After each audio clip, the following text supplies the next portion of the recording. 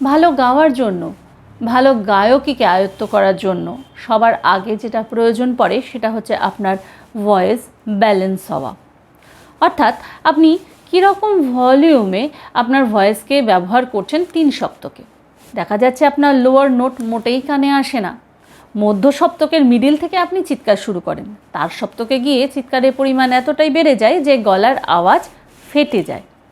তো সেক্ষেত্রে এই যে অসামঞ্জস্যতা রয়েছে ভলিউমের, এই ভলিউম নিয়ে যখন আপনি কোনো গান গাইতে যান আপনি নিজেও উপলব্ধি করেন যে সেটা শুনতে ভালো লাগে না, এবং শুনতে যে কেন ভালো লাগছে না এটাকে যে আপনি কিভাবে সলভ করবেন তার হদিশ কিন্তু আপনি পান না। এটার প্রধান কারণ হচ্ছে রেয়াজের সময় আপনার ভয়েস ঠিকমতো ব্যালেন্স থাকে না। কীভাবে নিজেদের ভয়েসকে ব্যালেন্স করতে হয় এটা জানাটা কিন্তু ভীষণ প্রয়োজন। যে কোনো জায়গায় যে কোনো সপ্তকে কোনো স্বরকে আমি কতটা লাউড বলতে পারি এবং সেই স্বরটিকে কতটা হালকা বলতে পারি সেই ক্ষমতা কিন্তু থাকা প্রয়োজন। তাহলে যে কোনো গানের যেখানে যেরকম ভাব থাকবে সেই অনুযায়ী সেই জায়গায় সেটা তার সপ্তক হোক বা লোয়ার নোট হোক বা মিডল অক্টেভ হোক, যেটাই হোক না কেন সেখানে আমি কত সফটলি বলতে পারছি, বা সেখানে যদি ডিমান্ড থাকে একটু আওয়াজটা ছাড়ার সেক্ষেত্রে আমি কতটা ছাড়তে পারছি, সেই বিষয়ের জ্ঞানটা কিন্তু আসে সঠিকভাবে ভয়েস ব্যালেন্সিংয়ের প্র্যাকটিস যদি আপনি করেন। এবং প্র্যাকটিস ট্র্যাকের যে সিরিজ চলছে আজকে তার ইম্পর্ট্যান্ট বিষয় ভয়েস ব্যালেন্স করা। তো সুতরাং এই লেসনগুলি অভ্যেস করার সময় কি কি বিষয় আপনাকে খেয়াল রাখতে হবে সেসব বিষয়ে আমি জানিয়ে দিচ্ছি, এবং তারপরে এই প্র্যাকটিস ট্র্যাকটার সাথে অভ্যেস করুন। যারা আজকে আমার এই ভিডিওটি প্রথম দেখছেন, এর আগে আমার এই ভিডিও দেখেননি, তাদেরকে জানাই যে এটি এমনভাবে তৈরি করা হয়েছে যেখানে আমি গাইব এবং তারপর একটি স্পেস থাকবে যেখানে হারমোনিয়াম বাজবে যাতে আপনারা গলা মেলাতে পারেন। সুতরাং এর সাথে কিভাবে গাইতে হবে এটি খুব ইজি, খুব সহজ। সুতরাং আপনারা আশা করছি রেডি এবং প্রত্যেকে একটি নির্জন জায়গায় বসেছেন এবং সাথে আপনার ইয়ারফোন বা হেডফোন রয়েছে, এবং চলুন এবার এর সাথে শুরু করি এর অভ্যেস। নমস্কার, আমি বাবলি বিশ্বাস আর আপনাদের স্বাগত আমার চ্যানেলে। তবে ক্লাসে যাওয়ার আগে বলি, যারা আমার অনলাইন এবং অফলাইন ক্লাসের সঙ্গে যুক্ত হতে চান তারা এই মুহূর্তে স্ক্রিনে যে নাম্বার দেখতে পাচ্ছেন সেই নাম্বারে কল করে নিয়ে ক্লাসের ডিটেলস জেনে নিতে পারেন। এছাড়া এটি হোয়াটসঅ্যাপ নাম্বার, এই নাম্বারে নিজেদের নাম, বয়স এবং স্কেল জানিয়ে অ্যাজ এ স্টুডেন্ট নিজেকে এন্ট্রি করতে পারেন। যথাসময় আমার সহকারী আপনাদের সঙ্গে যোগাযোগ করে নেবেন।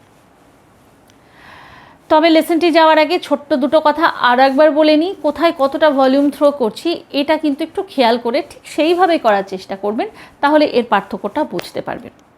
এবং অবশ্যই তালের সাথে আছে, সেক্ষেত্রে তালের বিষয়টিকেও কিন্তু মাথায় রাখবেন। তাহলে এবার চলুন চট করে যাই ট্র্যাকে।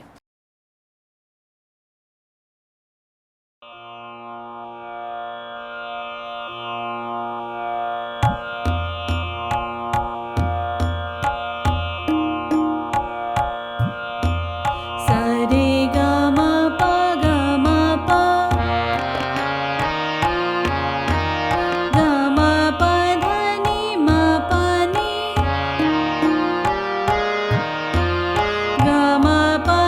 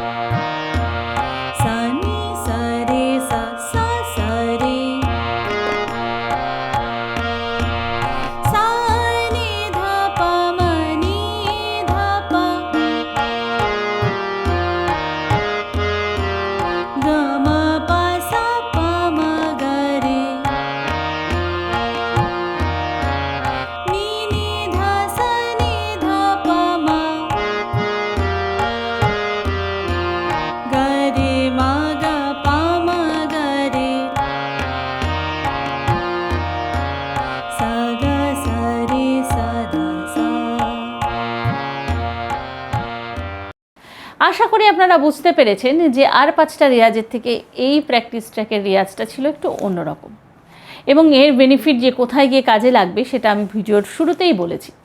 তো সুতরাং এইভাবে অভ্যেস করুন, এই ট্র্যাকের সাথে অভ্যেস করুন। এটি ছিল এ শার্প বা বি ফ্ল্যাট থেকে, যাদের এটি স্কেল নয় তাদেরকে আমি বলবো, কারণ একটি ভিডিওতে একটি স্কেলেরই দেওয়া যায়, সেক্ষেত্রে আমি নিজের স্কেলটিকে চুজ করছি। তো এক্ষেত্রে আপনারা নিজেদের পিচ অনুযায়ী কিন্তু প্র্যাকটিস করবেন। অবশ্যই আমার সাথে যে আমার পিচ অনুযায়ী যে করতে হবে সেটা নয়, তবে জি শার্পের যারা রয়েছেন বা বির যারা বা এ গ্রুপের যারা রয়েছেন তারা এটার সাথে অবশ্যই গলা মেলাতে পারেন, সেক্ষেত্রে আশা করি খুব বেশি অসুবিধা হবে না। তার সপ্তকের রেঞ্জের ক্ষেত্রে আমি মা অবধি রাখার চেষ্টা করেছি, মন্দ্র সপ্তকের দিকেও আমি এমন রেঞ্জ রাখার চেষ্টা করেছি যাদের পিচ ঠিক আছে, অর্থাৎ নিজেদের স্কেল ঠিক আছে, তাদের প্রত্যেকেরই আশা করি এটি গাইতে কোনো অসুবিধা হবে না। তাহলে এই ছিল আজকের লেসন। আপনাদের কেমন লাগলো অবশ্যই কিন্তু আমাকে কমেন্ট করে জানাবেন। যদি আপনারা চান আরও অন্য টপিকের ওপর এখানে প্র্যাকটিস ট্র্যাকের ভিডিও আসুক, তাহলে সেটাও কিন্তু আমাকে কমেন্ট করে জানাতে হবে, এবং পরবর্তী কোন টপিকের ওপর আপনারা ডিসকাশন চান সেটাও কিন্তু আমাকে কমেন্ট করে জানাতে ভুলবেন না। এবং আজকে আমার চ্যানেলে যারা নতুন, যারা এখন আমার চ্যানেলটিকে সাবস্ক্রাইব করেননি, তারা নিচে থাকা সাবস্ক্রাইব বাটনটিকে অন করে দিয়ে অল নোটিফিকেশান অন করে দিতে ভুলবেন না। এবং আমাকে আমার সোশ্যাল মিডিয়ায় ফলো করতে চাইলে লিঙ্ক রয়েছে ডেসক্রিপশানে। তাহলে আজকে এই পর্যন্তই। সবাই ভালো থাকুন, সুস্থ থাকুন এবং সঙ্গীতময় থাকুন। নমস্কার।